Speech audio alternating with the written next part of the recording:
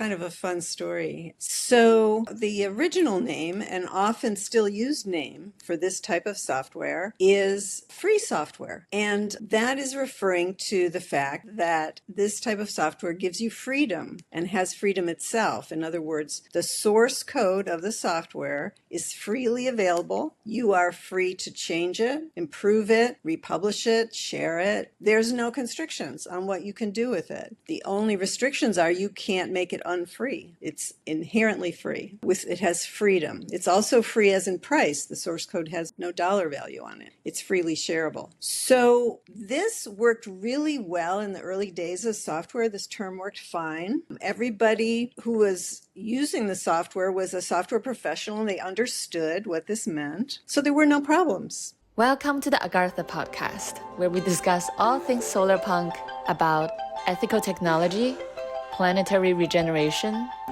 loving communities, and spiritual growth. Hello, everybody. Welcome to the Agartha podcast. I'm here with my co-host, Nico. Hello. And Christine Peterson. Welcome to the show. Thanks so much. This is going to be fun. Yeah, I'm looking forward to this. So to give a quick introduction of Christine Peterson is a co-founder and former president of the Foresight Institute. She lectures and writes about nanotechnology, AI, and longevity. She is a co-author of Unbounding the Future, the Nanotechnology Revolution, and Leaping the Abyss, Putting Group Genius to Work.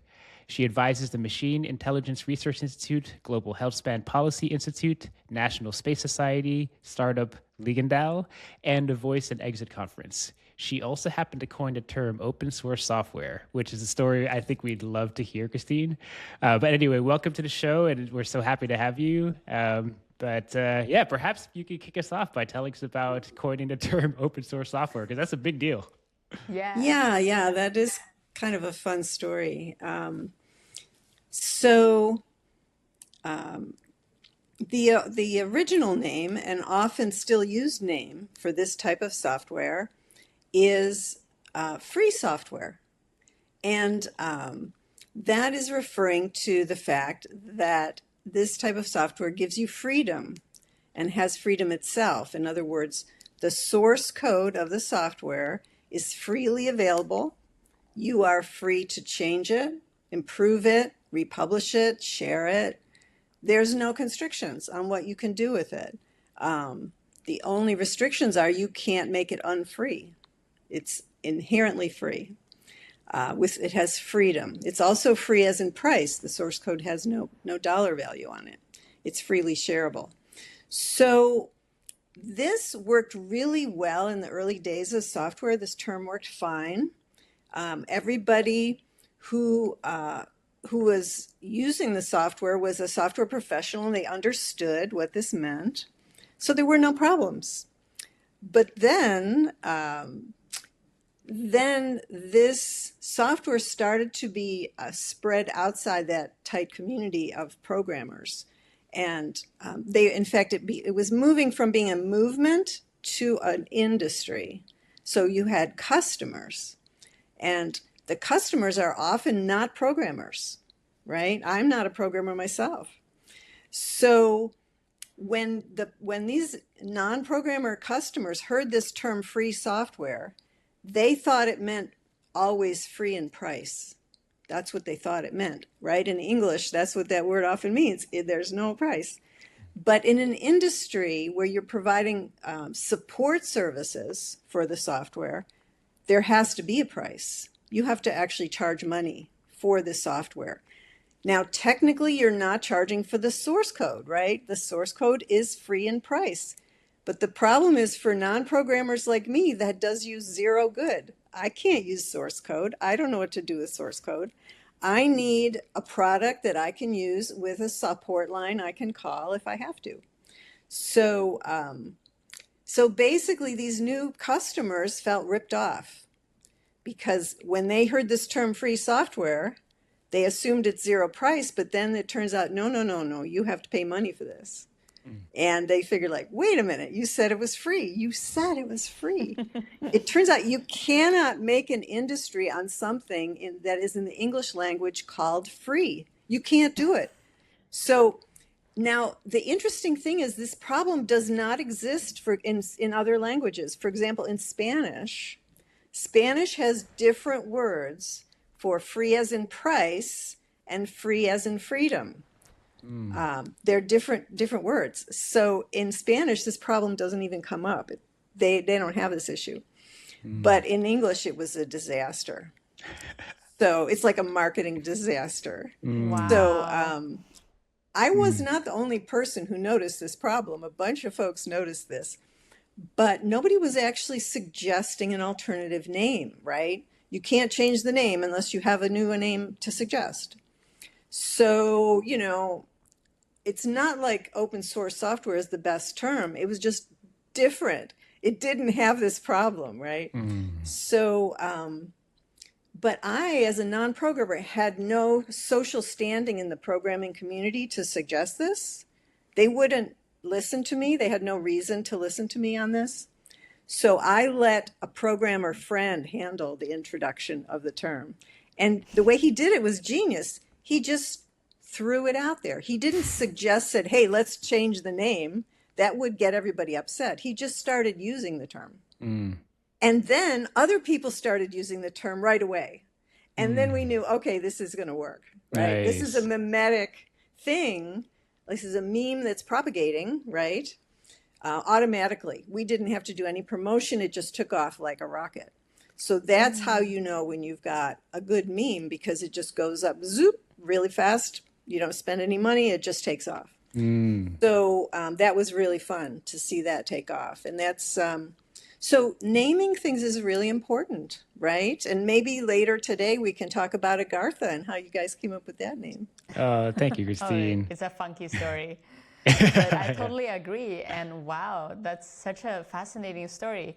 I had so many questions as you're describing this, as someone who did not exist in the tech scene during that time. Was it in the 80s or 90s when the stuff was made? I think it was the early 90s. It's been a while. I can't quite remember, but it's all online. If you want to look it up, I wrote a little essay, how I coined the term open source software. It's up there.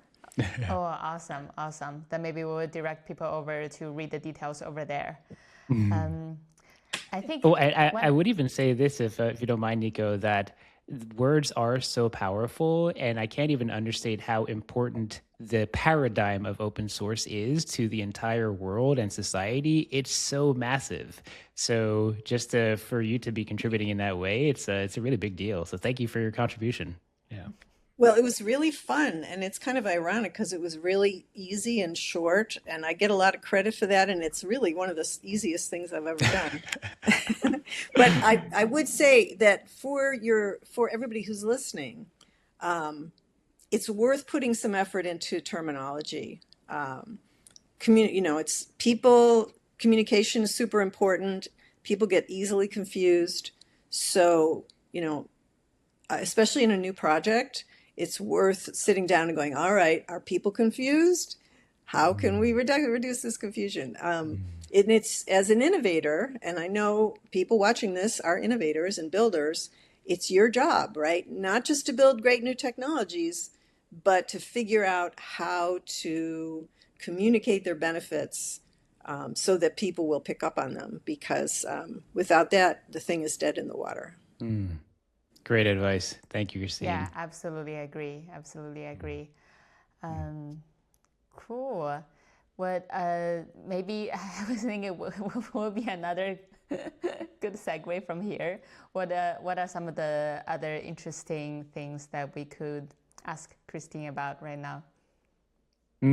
Well, Christine, I'm very interested in your particular story, because you've seen many generations and iterations of frontier technology at your position. So perhaps you could tell us a bit more about Foresight Institute and its mission and your respective experience with that.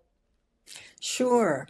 So I was just sort of your average MIT undergraduate. I was studying biochemistry. I found out pretty quickly that I am terrible in the lab. I love the theory, but I hate the lab. So I decided, fine, I'll be an MD. That's a backup plan if you're at MIT in chemistry. It's like, I can always be an MD. So I'm moving along that path. And one of my friends at the time was Eric Drexler. And he was reading a lot. Let me just take a drink of water here.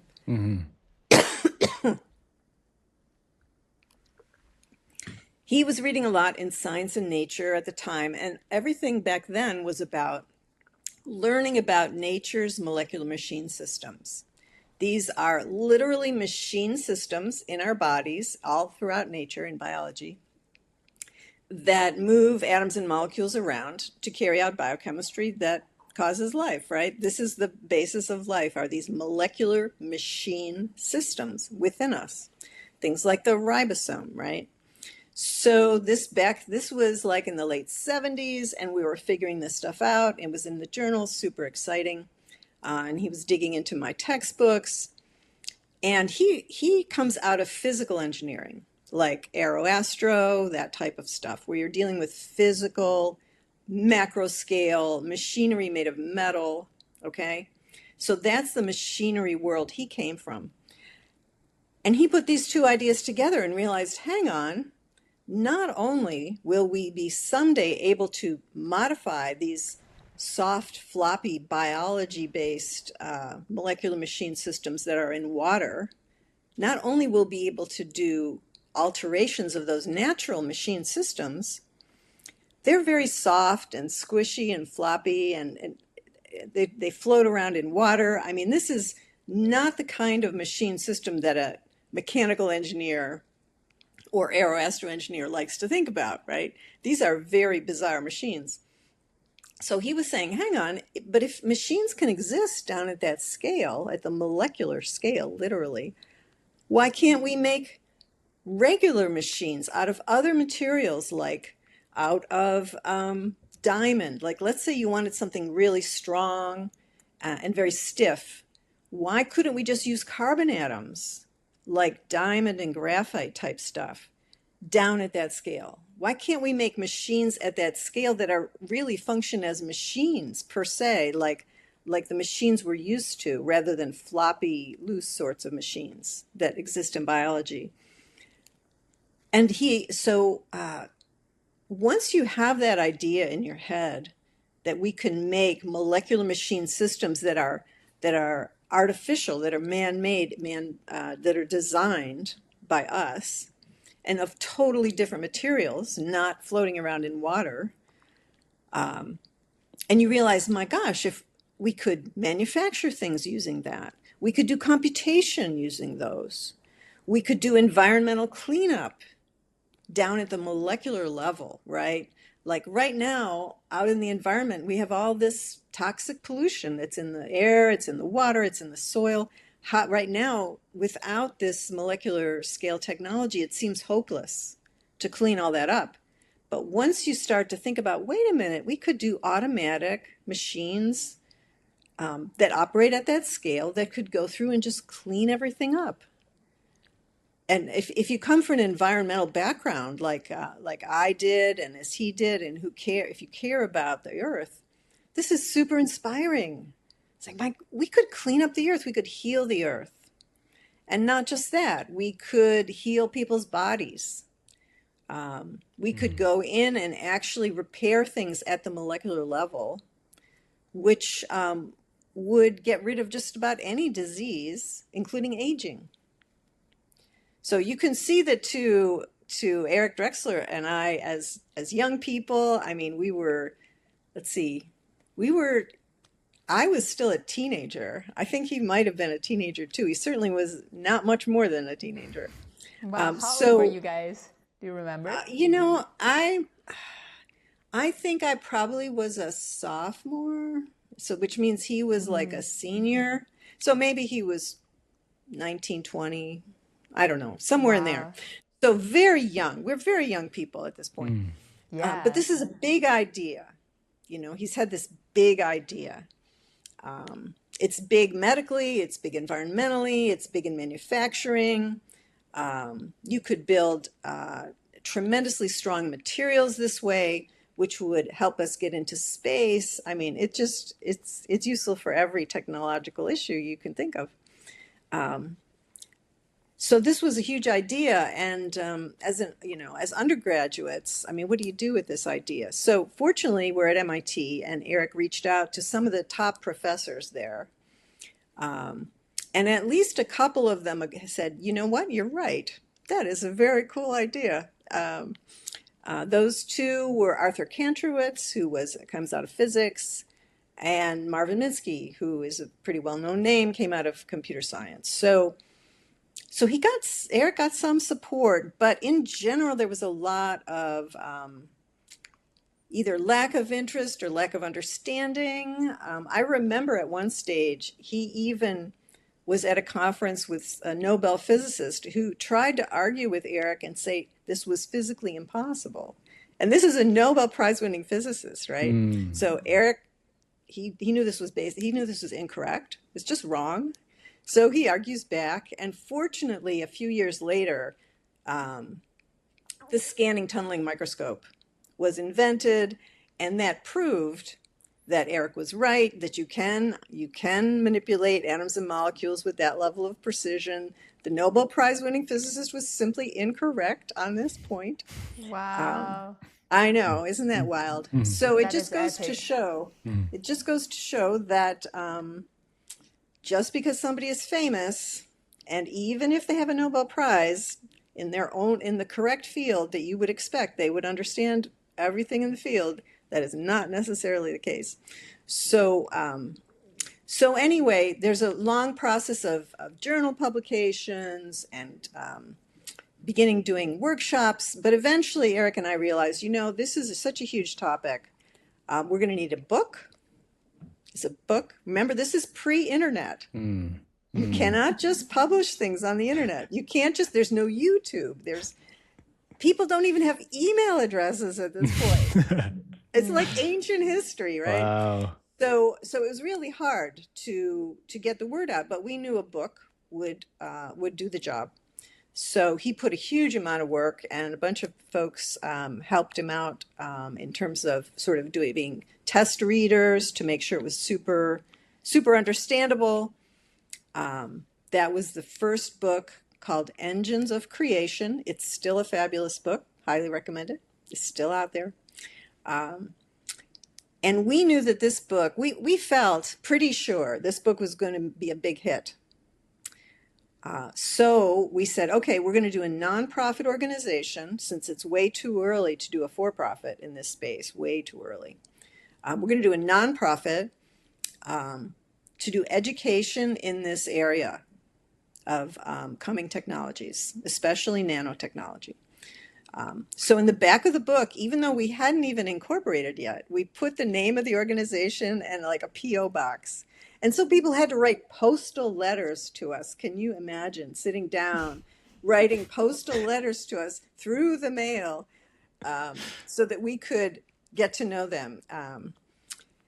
But it worked. The book was, in fact, a big deal. It was the in science and technology book for quite a while. Definitely in Silicon Valley, and I'd say in the U.S. and even internationally. So we were right. People they wanted more information. They wanted to hear more about this. So we started the paper newsletter, sending it through the postal mail, and then in 1989, our first conference. It's just been great ever since then. For quite a while, Foresight focused on nanotechnology, molecular nanotechnology, this idea of artificial molecular machine systems. And we did a huge amount of education on that.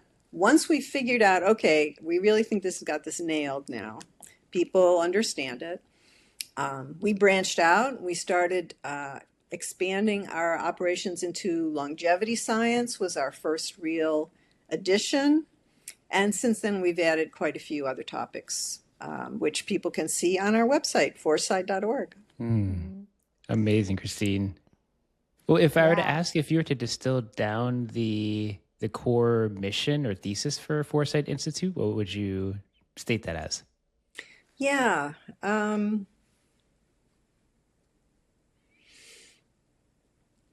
I think that I would say that if your goal is to to help guide science and technology to building positive futures. The way you do that most effectively is not through passing laws and regulations or protesting in the streets. The best way to do it is to find the cutting edge builders in the space, try to do some screening on ethics, and then facilitate their work toward positive goals, right? Because innovators and builders, they're going to innovate and build. It's like artists. Artists are going to make art. That's who they are, okay? So you can't really constrain them. They're going to create. So what you want to do is help them create good things. Find good people, help them create good things. Direct their efforts, fund their efforts, if you can fund them, toward positive applications of whatever it is. If you don't do that, they're going to create whatever they get funded to create, right? And if that's an offensive military technology, that's what gets built, because these are builders and they build things. And they sort of don't, it's very hard for them to not do that, okay? They do, this is who they are. Just like an elephant's going to do elephant things. These are engineers, they're going to do engineering things. So you want to fund them and you want to facilitate them to work on positive projects. And they love that, of course. So that's what we try to do. We try to find the very best innovators, the best builders in science and technology, bring them together in interdisciplinary groups to pursue positive goals. And at this stage, Foresight's big enough that we actually do give out some grant money as well. So actually funding directly the work. Yeah, that's awesome. I was still very amazed by the way you described when you guys first had this like really bold and brave idea on like everything is a machine, or like on how on the molecular level of biology it's the same kind of principles as mechanical machines. And I can just imagine back in the days, like it's probably something that you tell a lot of people and people would be like, that's really crazy. Like, I don't know. But I just love that you brought that kernel into reality, and it's still like a fundamental piece on how we innovate till today. Like with the whole nanotechnology field, it wouldn't have existed without like really bold thinking like what you guys had. And yeah, I'm super inspired by that way of being. And I'm really curious on like, if you put the lens to the world of today, we have AI, we have robotics, we have all these really new, big, bold technology that's being birthed. What are some of the kind of trend that you see as something that's just totally, absolutely crazy, but you think that it could probably happen if that exists? Well, I think that a lot of what's been written in science fiction, and I would advise people who want to be able to think about the long-term future. And I think this audience to this particular podcast, I think is going to skew young, probably folks your age. So, you need to look decades into the future to see what's going to be happening in your lifetime. So the only real way to do that is you either sit down and all by yourself envision the future of all the different technologies, which is super hard to do, or you take advantage of other people's visions of what can happen. So that is the sensible thing to do, take advantage of other people's visions. And the way to do that is by reading hard science fiction. Science fiction is just scenarios of the future, and hard science fiction is scenarios of the future based on science as we currently understand it. In other words, they're scientifically conservative, but technologically ambitious. So we always have to base our future projections on science as we understand it today. We have no choice. We have no way to know how science will change. If we knew how it would change, we could use projections based on that, but we have no idea, none. So we just have to say, all right, using science as we currently understand it, what is technologically possible in the future using advanced engineering, right? So the people who do this work professionally all the time, they either work for think tanks, and you can certainly read their reports, although sometimes those are classified, or they write fiction. And some of the most creative people who think about this stuff write fiction about it, and that's hard science fiction. So if you want to be not surprised, like not continually surprised by what's going on in science and technology, read hard science fiction. And then when these things show up, you're like, well, here it is. You know, I've been watching for it. I've been waiting for it. And now we're here. So that's, it's a useful tool. And I would urge everyone, especially the young, you know, I think this crowd is going to be pretty young. The trick is, how do you tell whether the science fiction is hard or not, right? And you'll notice if you try to dig around, you'll see certain authors tend to write what is described by everyone as hard science fiction. It's based on science as we understand it. And you can use that to get used to the idea that things can change radically. Because I've seen things change radically in my lifetime, and they're going to change more radically in your lifetime. We can be pretty sure of that. So, you don't want to be continually surprised. You want to go, okay, here it is. I've been waiting for it, and here it is. Yeah, I definitely see the value of that, and I'm a huge science fiction nerd, so this is definitely my jam, Christine. I'm actually quite curious. Do you have any personal favorites, examples of hard science fiction and/or some concepts that have stood out to you that you were pleasantly surprised by? Pleasantly surprised. I think I'll leave out the pleasantly surprised. Okay. It's it's nice to not be shocked by things, right? It's nice to go, okay, I'm not surprised by this. I mean, for software, I like Greg Egan. He's very good on getting across the bizarre software world we're heading into. I can't really pick some favorites. I would say just because, and the reason is that I like non-science fiction as well. And non-science fiction focuses on totally different things.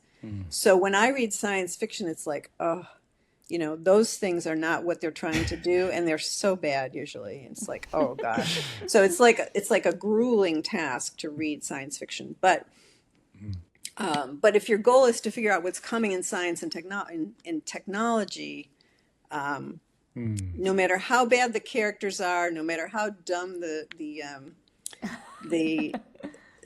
conversations are, it's still worth reading because you're going to get important technology concepts. Oh, totally agree. So that's kind of why I have trouble picking a favorite. Yeah, totally understand, because there's so much good stuff out there. I would also reflect and say that it's the narrative and a sociological response to the technology that's also quite interesting to explore in sci-fi.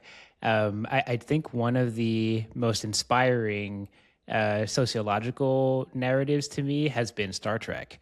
And, you know, essentially they're painting a future society where humanity has overcome scarcity and understood that, hey, actually money's not even a thing. The actual true thing that drives us is connection and purpose and discovery. So I think for it to illuminate what it looks like to actually go out into the stars and explore as a united species and as a federation of species is a very beautiful way of depicting the future.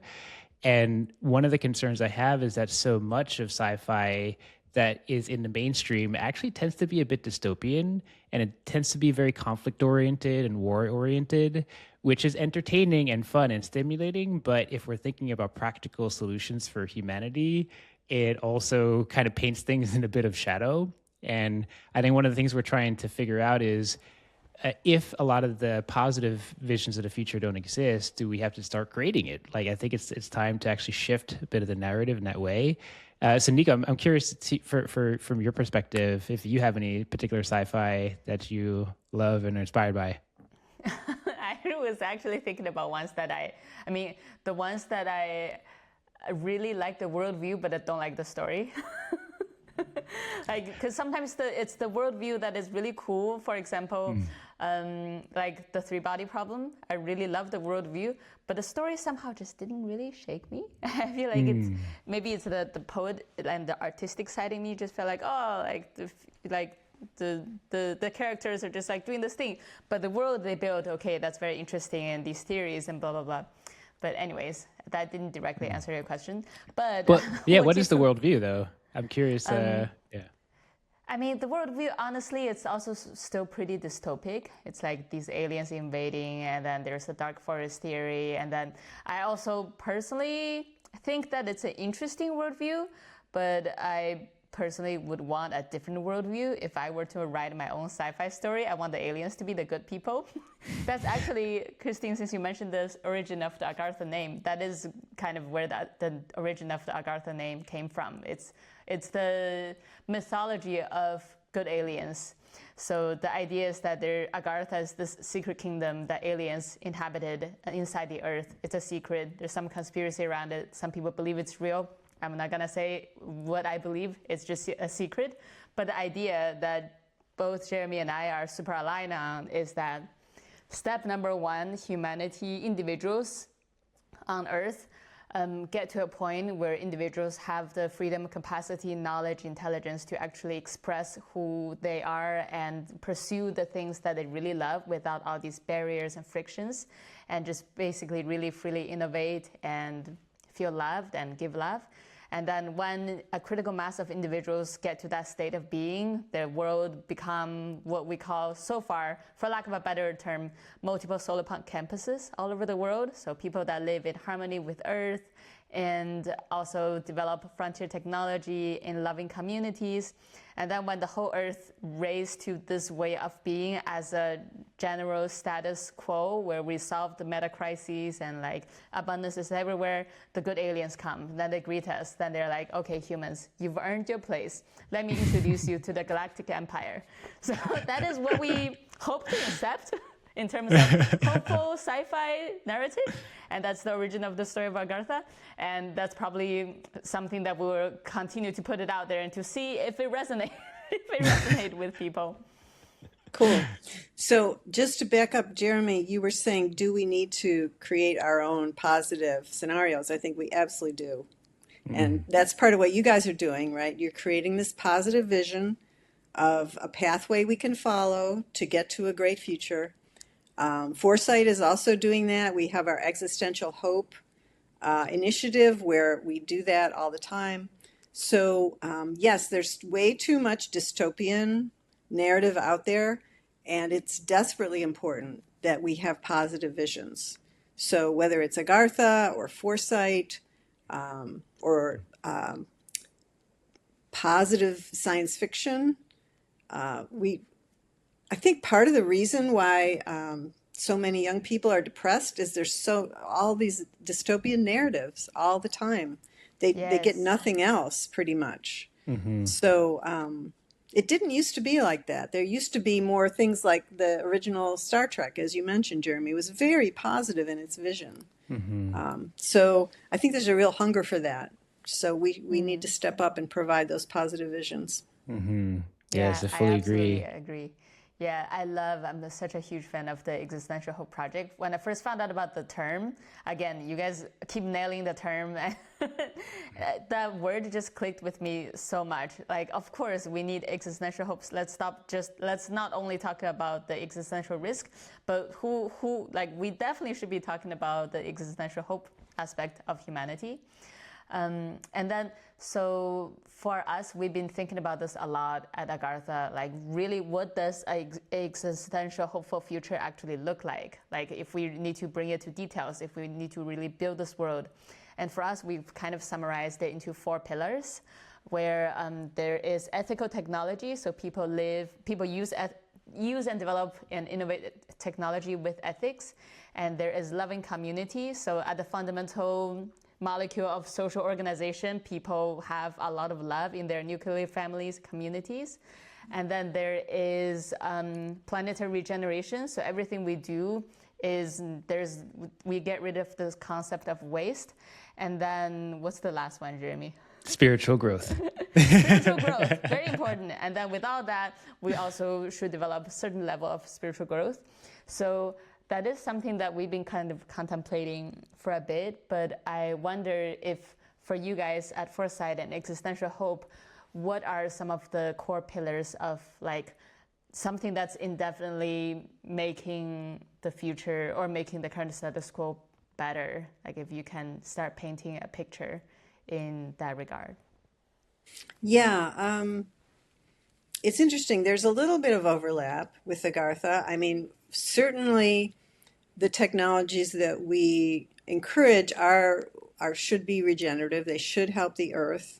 I mean, to me, the term high technology should be restricted only to clean technologies. Isn't that kind of obvious? How can somebody be high tech and not clean?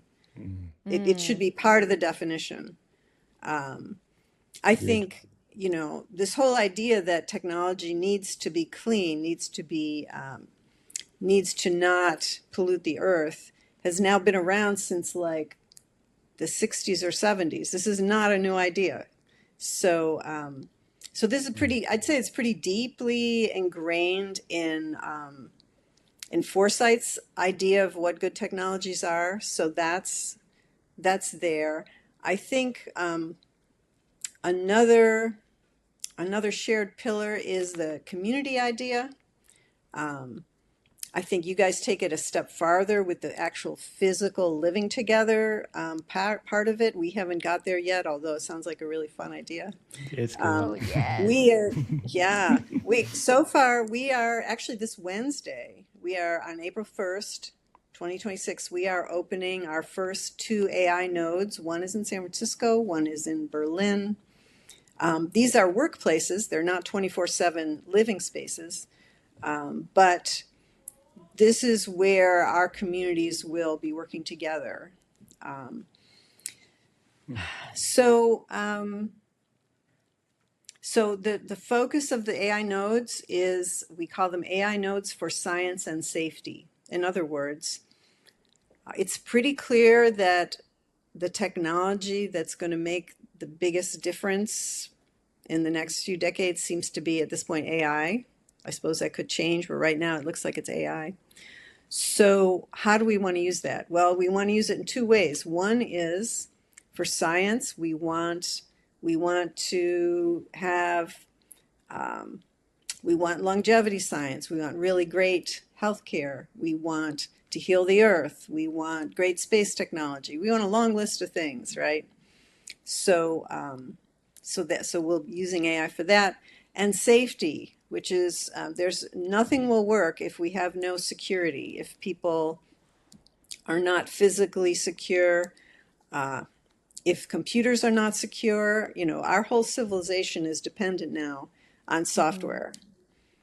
If the software is undermined, which the AIs are already getting very good at, all of our systems will fail. Our electrical grid will go down. Terrible things, awful things will happen. So we have to have security and safety. So those are some of the pillars that we are using to try to build a good future.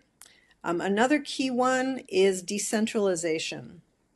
If you want a robust, resilient society and civilization, you can't have these narrow choke points where if something goes wrong at this central location, everything fails.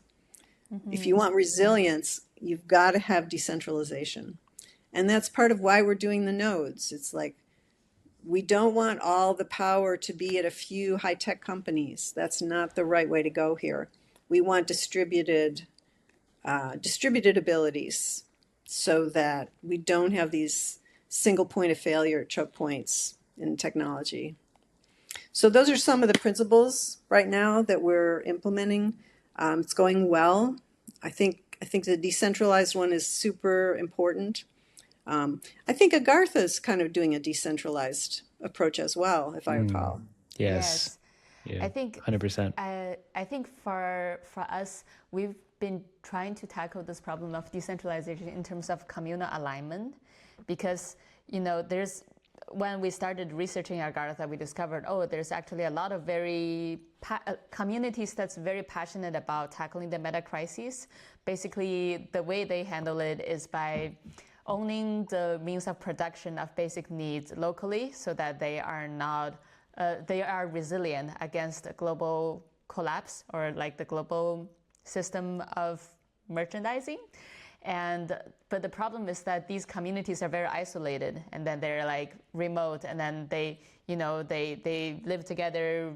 Some of them are old school communes, some of them are modern villages, some of them are co-living, co-housing, co-ops, but they don't really have an incentive to use the same tech stack.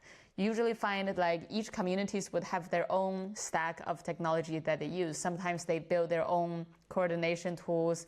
They have their own, some very more extreme ones, they even have a local mesh network, and then they build basically their own tech stack.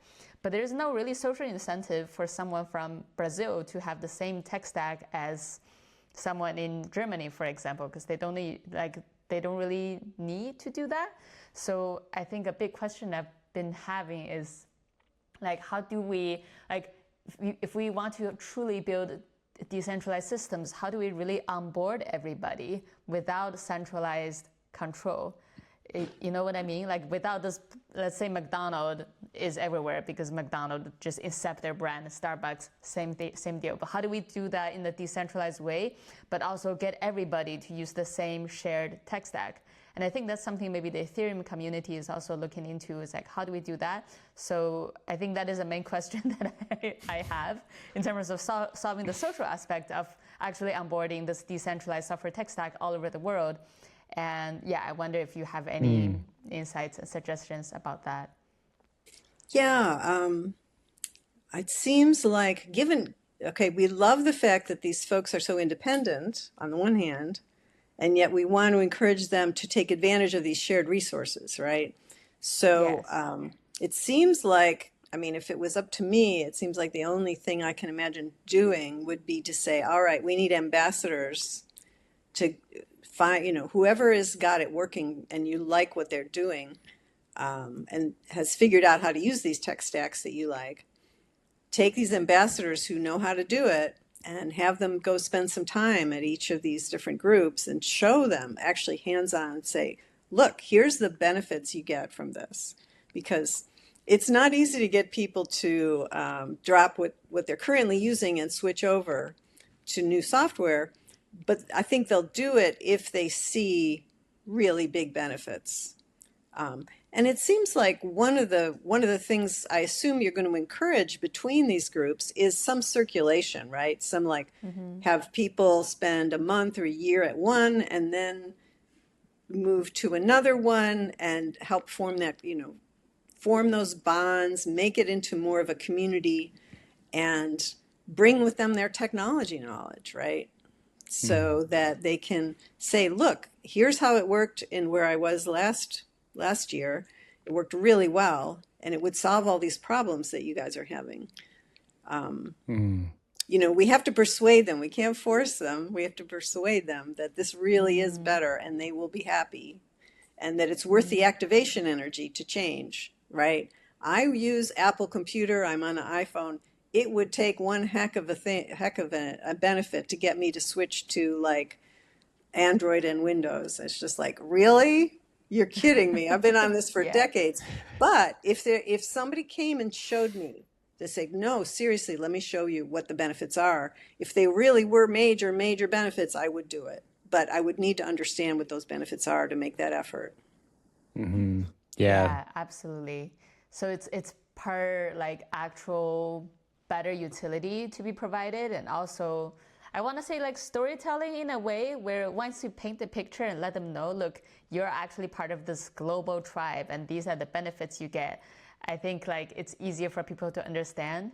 And what you said also illuminated me in thinking about how we're actually seeing this global emergence of nomading culture and slowmading culture, people that live I think it's called third culture community, something like that. People that live all over the world and have home bases everywhere. And I think maybe this layer of the people can be the natural, like they can naturally evolve into the ambassador class, where they just travel around and tell each other about, like these are the latest thing to use. So yeah, maybe we are seeing this slowly emerging, and it's worth it for us to like join the movement and just encourage this and make this stronger and better.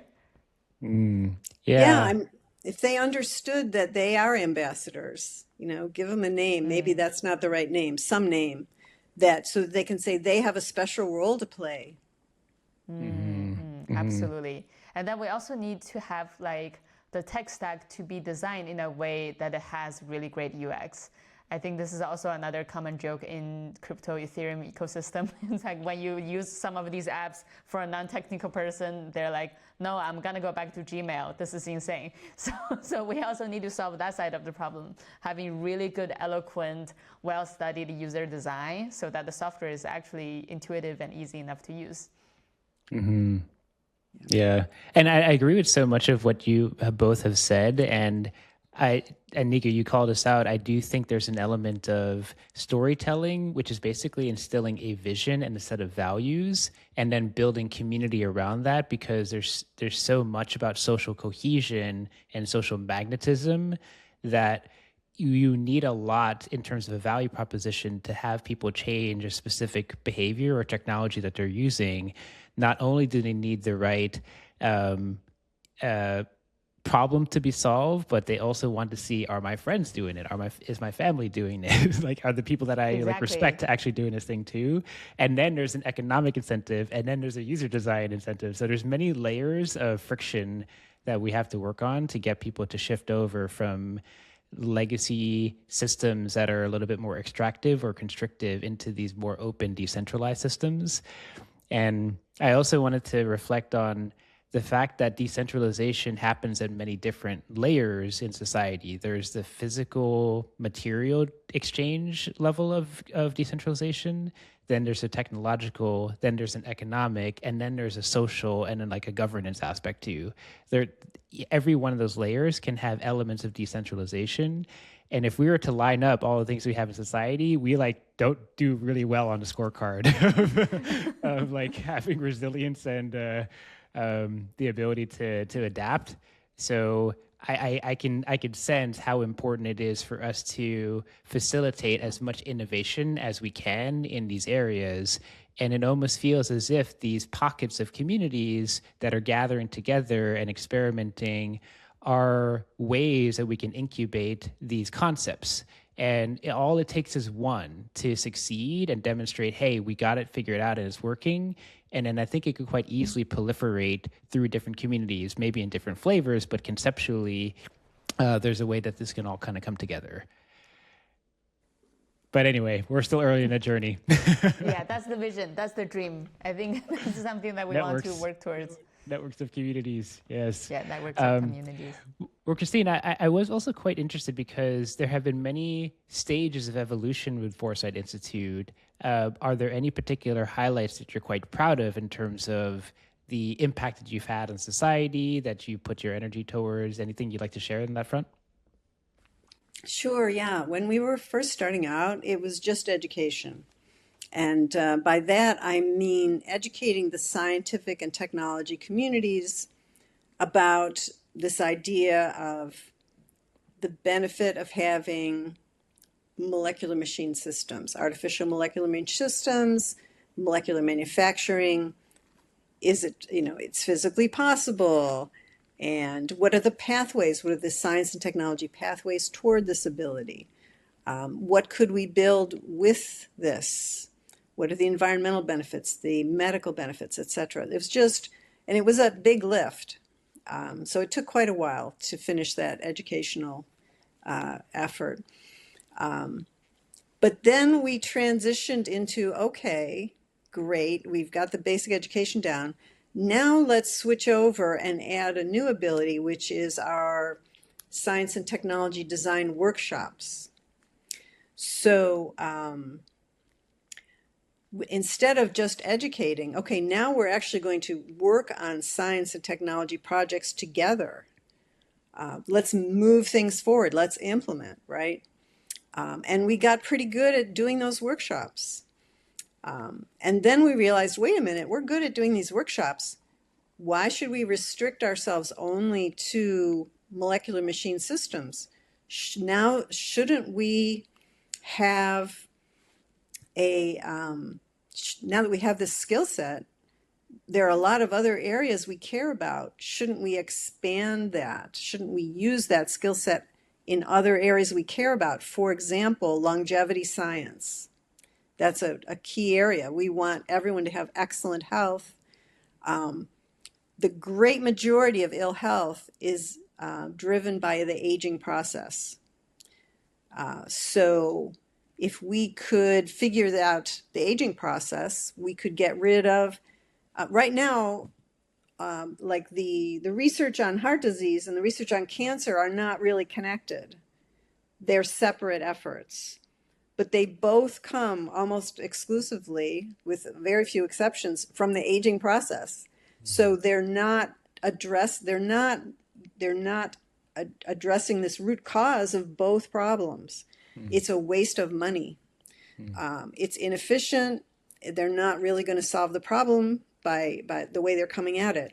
So so we said, okay, let's address this, use our skill set of running these great workshops and apply it to longevity science. So that was a whole new thing for us. In parallel, we started giving out prizes to recognize wonderful work that we did not directly make happen. We started a fellow program to identify brilliant people whose work needed support and wasn't getting it. Often these people are unusual folks. Like, these are not the people you find at Harvard and MIT often. These are like oddball people who don't fit in the little box anywhere, but they have brilliant ideas. So some of them can play the Harvard and MIT game, but some cannot. But we like to find all of them, all of the brilliant people. So those are sort of different approaches that we've learned to take. And now we're launching a whole new thing, which is, okay, let's bring our community together in a workplace at these AI nodes to create the synergies that we want to see in the research. I'm sure you've seen that, when you're a lone innovator, it's difficult. You have no social support. It's just not working. You need a community. So that's what we'll be doing at these AI nodes. Starting in 2 days, we are launching, and it's exciting. It's wonderful. We have not ever in Foresight's history, this is our 40th anniversary year, we've never had a place, a physical location where people can work together on projects. It's always been temporary, bringing people together very temporarily, like at a workshop. Now we'll have people can be there 24/7 if they want. So yeah, super exciting. So yeah, we've been through a lot of different ways of approaching the problem as we've gained new skills. And I think that's what Agartha is going to see too, right? Right now you're in the early stages. Later on, you'll have new skill sets. The community will be bigger, and you'll be able to add whole new layers of activities that are right now it's too early, but you'll get there. Yeah, thank you, Christine. Thank you. Yeah. I am so excited for AI nodes. I'm just, I would love to visit or just bring people over. How open is it to the public? It turns out in our San Francisco facility, the first floor is, I think actually it's almost like a coffee shop. I think you can just walk in there. Yes. I love that. Amazing. So I'll see. Okay. I'll see. It's I'm going there for the first time on Wednesday. I'll see how it's set up, but I think it's sort of set up so that it's possible people can pop in. Nice. Amazing. And how can people find out about it? Just on Foresight website? Yeah, it should be on there. I don't know if they've got the address. I think they want to wait until after the launch, which is Wednesday, but Yeah, it should say on there, if they can take walk-in visitors, hopefully they'll mention that and say, hey, yeah, you can pop in anytime for a cup of coffee, and if we're free, we'll come down and chat. Lovely. Well, yeah, we can make sure to put some links in the show notes as well, and we'll probably also be sharing different links to our community and in different forms of content. So happy to give visibility as it'll help, Christine. Great. And I just wanted to say it's amazing what these physical in-person spaces can do for allowing people to feel connected and supported and inspired, and the energy it brings towards that can be channeled towards innovation and productivity. And I didn't fully understand that until I really started to get involved in the space, and once we started to organize co-living experiences, that in-person connection is so precious. And I think in the past decade or two, I think we've kind of learned to live in a way that's a bit disconnected. So we have these loose connections over the internet, but that in-person magnetism, it's so hard to describe. I can't even put it into words, but I'm very excited for you to be creating these nodes now. It's super, super interesting, and we're definitely going to come visit. Yeah. We're a social species, and I think if you already have met someone in person, then you can continue a relationship online. But without that initial face-to-face, it's hard to form the tight bonds. Yes. So we're just mammals. We're social mammals, and we've got to totally smell each other or something. I don't know what it is, but apparently we need to touch and shake hands and everything. Yeah. I see it. And there's always this pullback. Oh, sorry. Go ahead, Nico. Please. You can. I will let you finish because I was going to do a 180. Okay. Well, yeah, I was going to say it does feel like there's a resurgence back to that. I think we've all had so much of this deep isolation because of the way technology has impacted our culture, and it almost feels like there's a resurgence back into being present, being physically connected to each other. So it almost feels like we're on like the cusp of a new wave of change. But Nico, I hand it over to you, please. Yeah, this is totally unrelated. It's just how my brain worked. I thought of the Foresight conference that we went to in Puerto Rico, the Vision Weekend. One really amazing feeling I had, which is how many amazing female I was surrounded in the Frontier Tech conference, and how rare that is. I just want to say this out there. Then I was talking to some friends in the space, and they said that there's a meme around saying that Foresight is like the Bene Gesserit in Dune. Did I say that name right? Bene Gesserit, yeah. The Bene Gesserit, sorry, in Dune, where it's like all these amazing, super smart, highly prolific women and just around, and that they can read mind. And I've also just wanted to ask you this question for a while, where like, was it intentionally designed that you want to just show a lot of feminine presence in the frontier tech space, which is usually dominated by a lot of male, or was it just a happy accident? I don't think it was deliberate. I think what happened is that when our new, not so new anymore, when I stepped aside and Alison Dutman took over, I don't know whether it's a fluke or what, but I think for quite a while our staff was all women. And I think it's partly because just for historical, traditional reasons, in the olden days, a few decades ago, the tradition was that the man would be the breadwinner and the woman, well, she could work or she could stay home. It was up to her, right?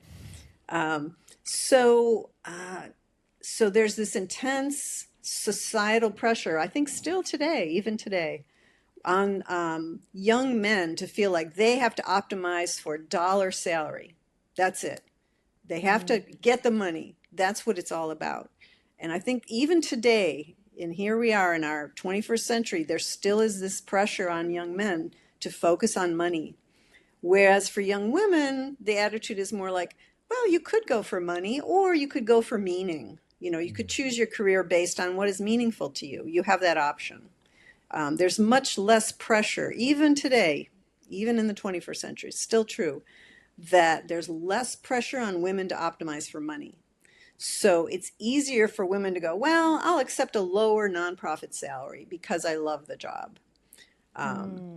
Whereas I think young men are still pressured by the family. It's like, are you making the big bucks yet? Where's the money? You know?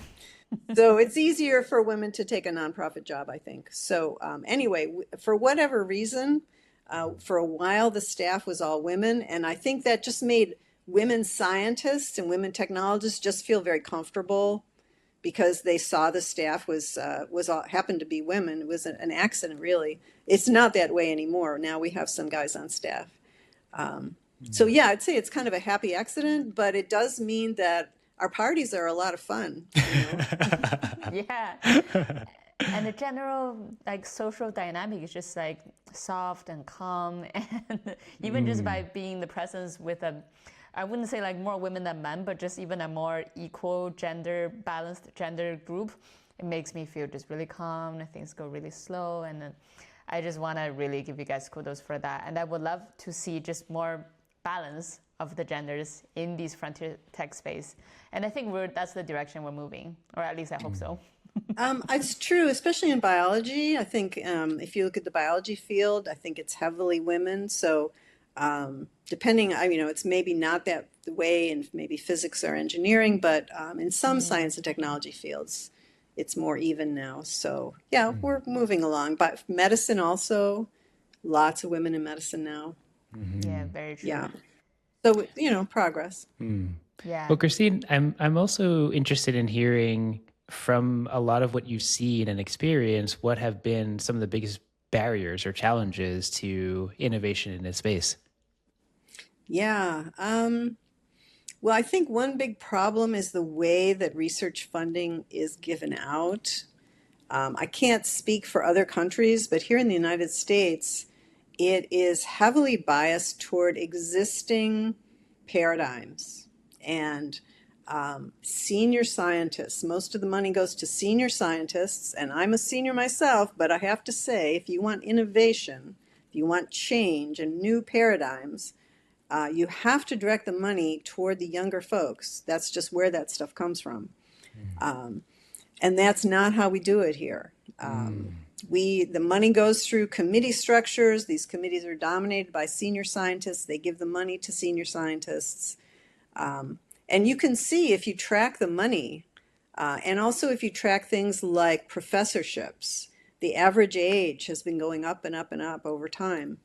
And that's fine if you want incremental progress, because you're going to get incremental progress on existing paradigms, and that's great. However, if you want major new advances and just off-the-wall, unexpected, huge advances, you've got to direct the money toward younger folks. And that's just a problem that we have here. And I don't see how to fix it. And when you say here, are you referring to the U.S. academic infrastructure, or is it a specific industry? Definitely in the U.S. academic infrastructure. But I think, even if you were to look at things like the national labs here in the U.S., I bet it's the same way. It's partly because of the boomers. I'm a boomer, so I can apologize for them. But, the boomers a lot of them are still healthy and they're not retiring. They are still teaching. They are perfectly happy using up those, sitting in those faculty slots. And, I am the last one to say they should step aside, but we do need to make room for the young folks. And we just need to start redirecting funding in that direction if we want major new advances. Yeah, that's a very powerful one. And I think thematic to our discussion around centralization and decentralization as well, where it does seem like many power structures and accumulation of wealth and money have kind of been consolidated into very few areas that are gatekeeping innovation in many different ways. So I would love to see this problem solved as well. Are there much more equitable ways that we could distribute capital to foster innovation that are not necessarily limited to academia or to Silicon Valley. There's like billions of people on the planet that are outside of those spaces. So thank you for calling it out. I really appreciate that. Well, we are seeing some changes. For example, there's this new idea of the Focused Research Organization, an FRO. And this is a hybrid research format. It's usually got a time frame on it, like 5 years, where there's a particular very ambitious goal. And the money generally comes in philanthropically, so it's not run through the government. So you do have this option of getting major change. So we are seeing some of that. So that's kind of encouraging. Yeah. I've also studied quite a bit in terms of DAO governance and DAO funding models. I don't think I've seen something that has demonstrated longevity and success yet, but I do feel like there are ways that we can leverage decentralized technology and paradigms to help crowdsource and crowdfund certain initiatives. I think Gitcoin might be one of the most prominent examples of ways that they've implemented quadratic voting, and they are pushing forward by highlighting projects and diverting grants and having that funded through individuals. But the UX is part of the problem, and the sustainability is part of the problem also. So I do feel like there are ways that DAOs could potentially start to evolve and fill in this gap here, or at least be a contributor to the solution space. But I'm curious what you think, Nico or Christine. Nico, go ahead, and then I'll give my comment. I was going to say, there's also Foresight Fellowship. There's that. But I personally don't think I have too much expertise on this field. But I would like to just tag another question for you, Christine. If you were to give advice to a young innovator of today, is it worth for them to go to Silicon Valley and then go through the whole startup journal, or try to lock heavy-ass grant from there? Or is it worth for them to go through the traditional academia route? Because I think there's a whole paradigm of how AI is shifting, how we innovate, and how we come up with new ideas and build new things. And I wonder if that also means that this traditional path to big innovation is also shifting. But I wonder, what is your take on this phenomenon? Yeah, I would say it depends on the field that you're innovating in. I mean, if you're innovating in software, yes, definitely come to Silicon Valley and do it that way. If you want to do theoretical physics, or if you want to do some kind of innovation in medicine, those fields are still heavily academia controlled, and if you do not have the credentials, this can be pretty hard to get to make a change, right? On the other hand, let's say you have a brilliant insight in medicine. I have talked with young people where they're saying, gee, I guess I have to go get an MD. And in general, I'd say, no, that's not true, because let's say you have a brilliant insight. It's probably quicker and easier to come to Silicon Valley, raise the money to do a company, and hire an MD. Why should you don't need the MD. It doesn't matter who has the MD. You need an MD. You need someone with an MD on staff in order to do certain things. But you, as the CEO, you don't need to have it. You can hire that person. So it depends on whether you personally feel like you need to do the research. And I do know people who feel like, no, I personally have to do this research. Okay, fine. But so it really varies depending on the field, how heavily regulated it is, right? Like medicine is super heavily regulated. If you need an MD, you've got to either have one or hire one. In software, there's still relatively little regulation, right? Almost anybody can write whatever code they want. We're still pretty close to the Wild West there. So in that case, why go the traditional route? What's the point? Mm-hmm. So yeah, it matters a lot what the innovation is. Great input, great advice. And And did you have any thoughts on the DAOs, the Oh, decentralization? DAOs. Yeah, I think there's a lot of promise there.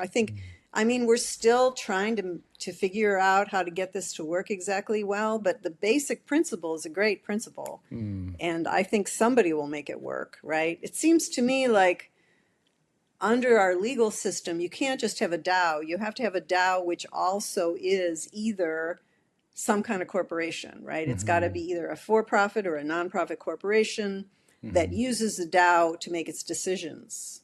Yes. So these Yeah. are sort of two separate things. Is what's the legal, how does the government view it, and how do you make your decisions internally? But yeah, super promising technology. I know it's still being figured out, but hopefully it will get figured out.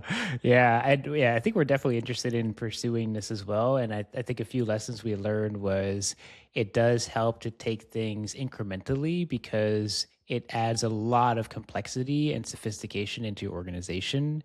There's obviously the technological side of it, but the governance piece of it, the culture side of it, the economics and sustainability, and like the value exchange is really important too. And I think a lot of DAOs may have stumbled because it requires excellence on so many different fronts that you also need a collection or a team that has different skill sets and expertise. Because if you're only focused on a tech side, you may miss the entire governance and political side of managing a community, or the culture piece and having it interesting and fun enough that people stay engaged and actually vote on your proposals. So it's very, very challenging to execute very well. But yeah, I do think we're on the cusp of easing a lot of those friction points where the DAOs can actually make a real impact here. I think we're on a threshold. I hope so. I think it's very promising. Well, Christina, would you be open to sharing a personal story around one of your bigger failures in your journey and how you came through that and what you learned from that? Is there anything that comes to mind? Sure. And this is actually has lessons for everybody. So we've been in this discussion, we've been using different terminology. We've been talking about molecular machine systems, molecular manufacturing, nanotechnology. One problem or challenge that did not go that well for Foresight is that there was an effort to get the government, the U.S. federal government, to fund research in molecular nanotechnology. And I went to Washington to testify for this, as did some other folks from our team. And legislation did go through, and a national nanotechnology initiative was established and funded with quite a bit of money.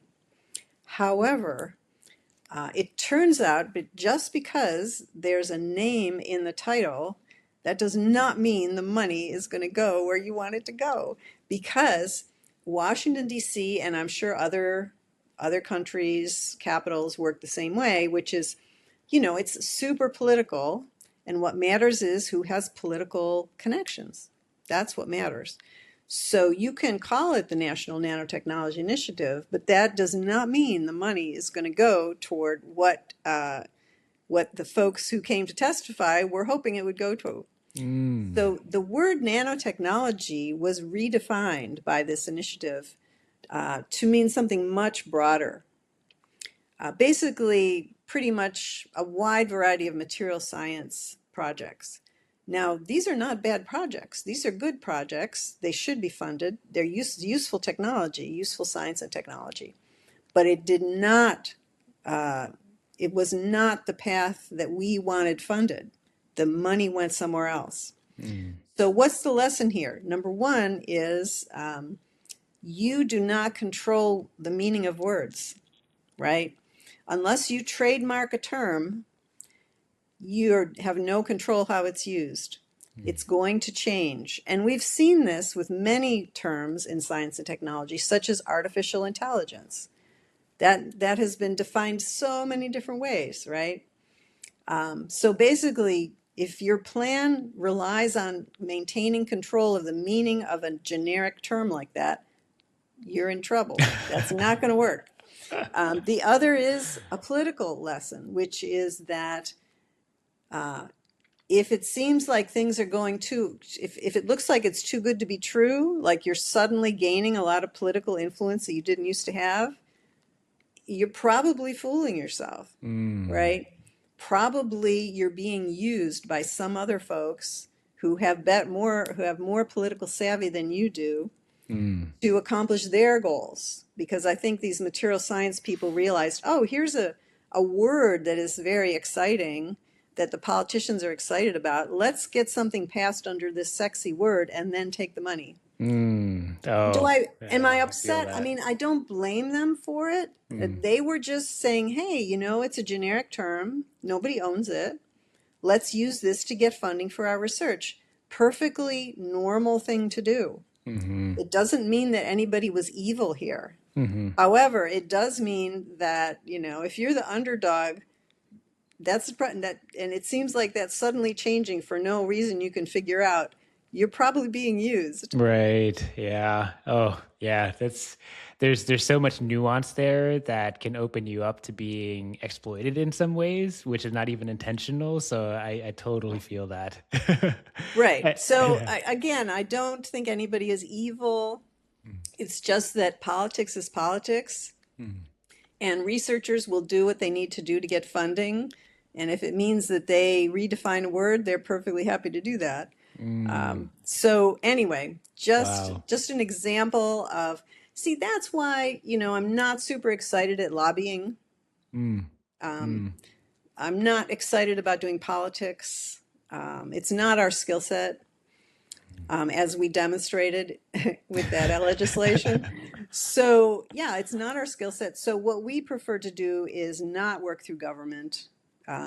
Government is useful. It can do some useful things, but for what we do, I think we just try to pretty much, if they want to fund our work, that's fine, but we are determined to pursue our goals, whether that happens or not. Amazing. Yeah, thank you. Very profound lessons there. And the one you call out around not being able to clearly define or own a term, it does make me think about our journey with Solarpunk, Nico, and I'm curious if that's triggering for you with defining Solarpunk. Yeah. I mean, it is and it is not, but I do think that in terms of the word solarpunk, it's just a word that we've been using for like a general term that encapsulates a brighter future. But the word is useful for now, but I don't think it will be useful forever. And I think the word punk implies some level of system change. And for now, I think that's still really relevant and kind of important for almost the exact reason that you mentioned, Christine. There's all these like power dynamic, and there's the calcification of existing power, the gatekeeping. And I think the idea of being a punk kind of excites the next generation of like wanting to stand up and do something different and say something different. So I think for now, the word is kind of useful, still yet to be fully defined, because still today when people are like, what is solarpunk? And I'm like, there's a lot of things, but we can definitely keep working on that and sharpen that vision a bit more. Well, we have a few closing questions, Christine. I also want to be thoughtful of your available time, and again, just so grateful for your time and energy here. Nico, was there any other follow-up questions you might have had before we start to wrap? One question I would really love to ask is your general vision about longevity science, because I know Foresight and yourself are quite excited about this potential, and the winner of the last Existential Hope video were mainly focusing on this vision of the future where longevity problems are solved. And it is a really, really beautiful vision that all of us kind of want to believe, but I think a lot of humans are still very scared to believe because we just don't understand the deep science of it and how close are we into extending our life.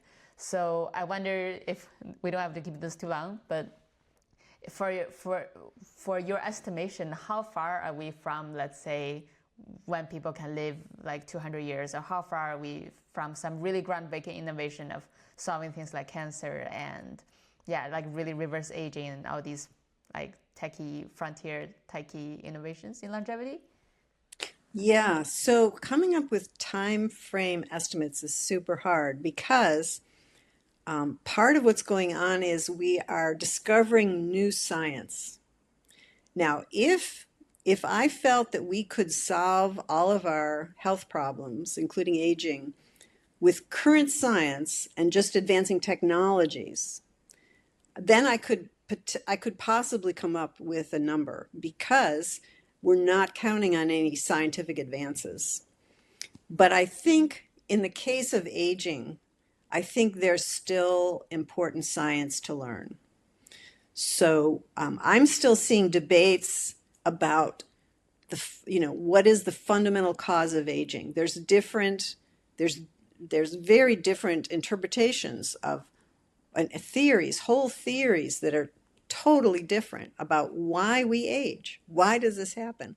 So what that means is that there's some serious science to be done, and that is not schedulable.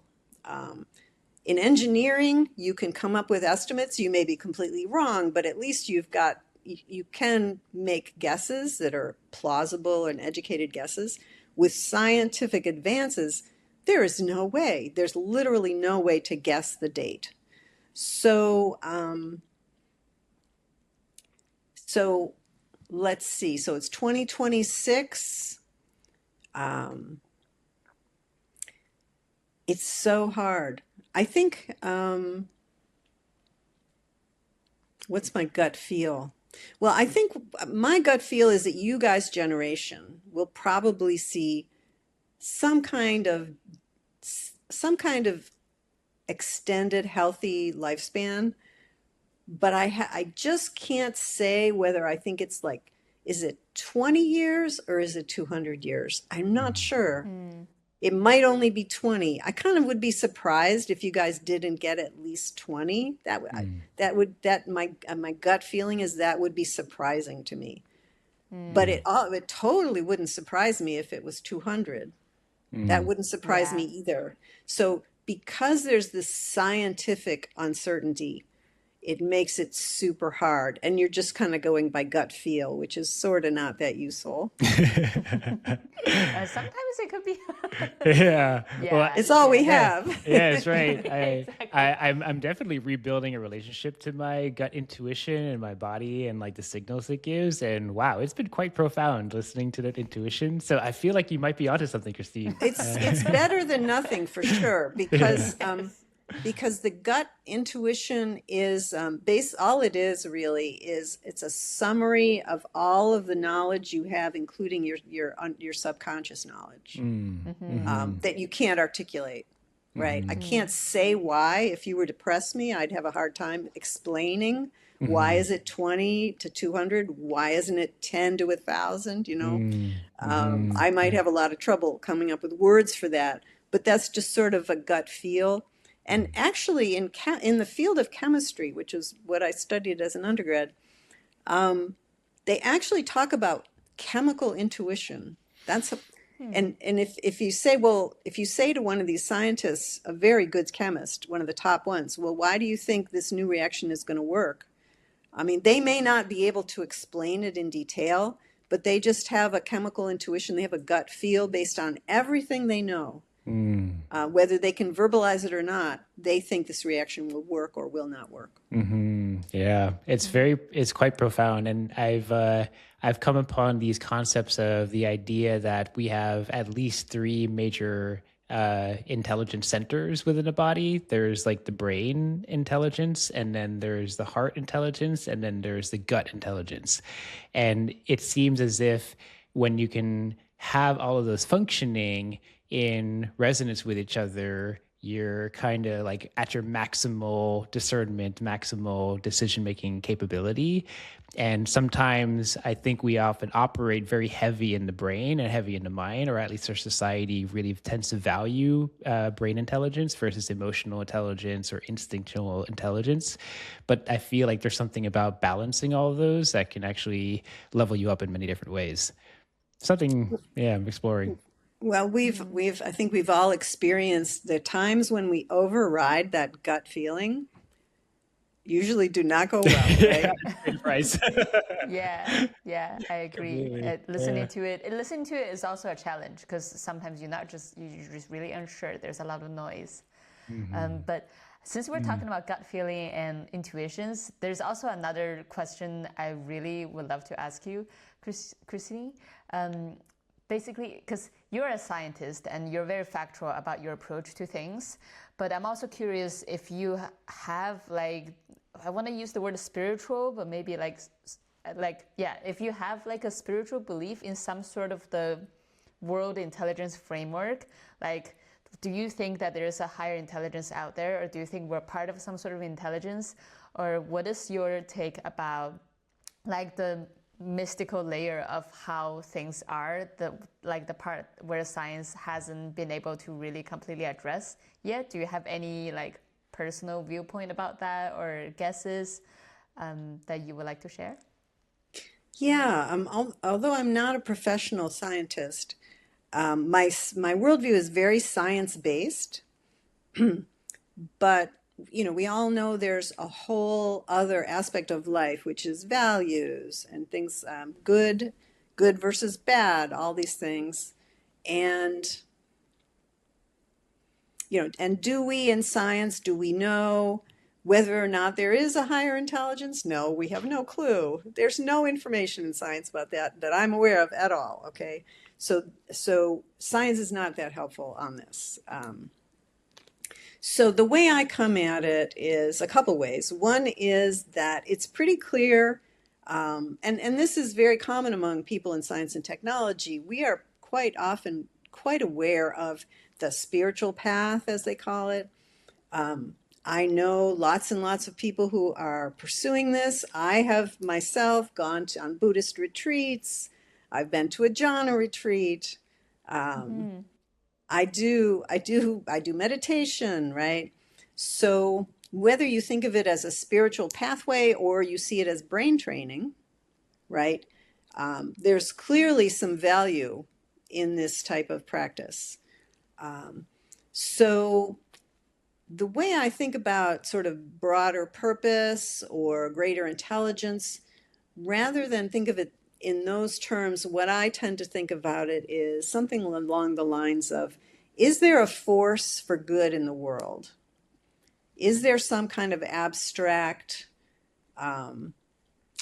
positive, beneficial force in the world?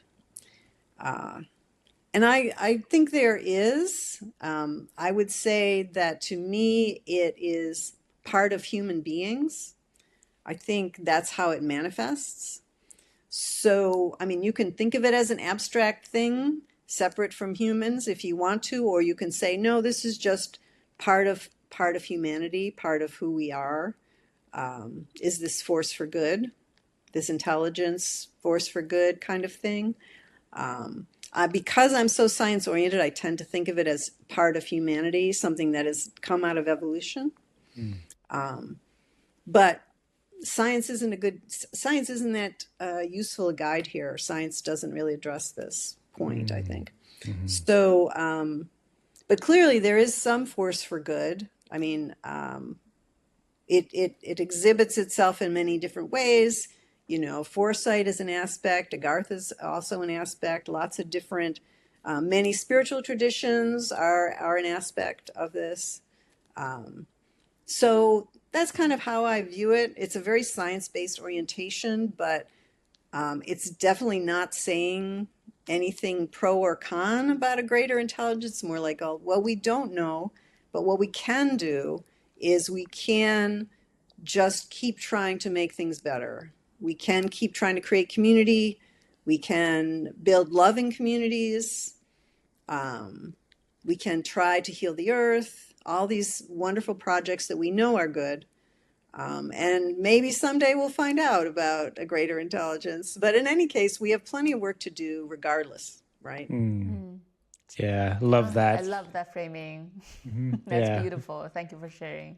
Yeah, it's very grounded, very pragmatic, and very loving at the same time. So I'm a fan, Christine. Great, great. Let's all we just have to keep working, Yeah. And it's Oh, Yes. fun. It's fun because if you can make the work fun, then people join in, right? And that's part of what you guys have to do is you have to make Agartha fun so that people will join in and help build these things. totally. Yeah, Yeah. Our absolutely. next week we start our next residency, and it's the theme is House of Games, and actually Yeah, that is one of gamify the your life. Yes, yes. I think there is this core underlying, there's many different themes that I think are sub themes. And one of them is this idea that play is a very inherent element of our nature, that when we're activated in these states of play, we're actually fully accessing our creativity, our imagination. There's all these very positive endorphins that come through and allow us to connect more deeply. And we learn so much easily as well when we're in states of play. So if we can align states of play towards things that are really important for humanity, how amazing would that be? And can we activate this thousands or millions of times within the global population? We could totally solve anything. I think that's the core thesis here. Right, right. You can think of play as the opposite of, there's the Buddhist concept of suffering and then play. Play is the opposite of suffering. Yes, I love totally. that. Sometimes you need both. Not saying that you need more suffering, but like, a little bit. We've so got that lots we're of resilient. suffering. Yeah, we got The plenty. That is suffering true. we got. Now we got You have do to the play manufacture part. that.